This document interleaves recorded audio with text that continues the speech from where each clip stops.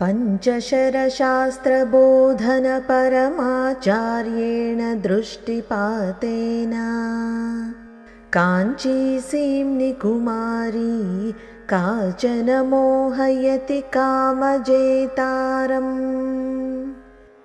पञ्चशरशास्त्रबोधन परमाचार्येण दृष्टिपातेन काञ्चीसीम्नि कुमारी काचन మోహయతి కామజేతారం। కాంచీసీమనందు కొలువై ఉన్న కుమారి కామారి అయిన ఈశ్వరుడిని సైతం తన కడకంటి చూపుతో మోహింపచేసింది। ఆ విధంగా పంచశర శాస్త్ర బోధన అనగా కామశాస్త్ర బోధన యందు అమ్మ కటాక్ష వీక్షణాలకే పరమాచార్యతత్వం ఆరోపింపబడుతుంది। పంచశర శాస్త్రం అంటే కాది విద్య। ఇప్పుడు మరొక్కసారి శ్లోకం చదువుకుందాం।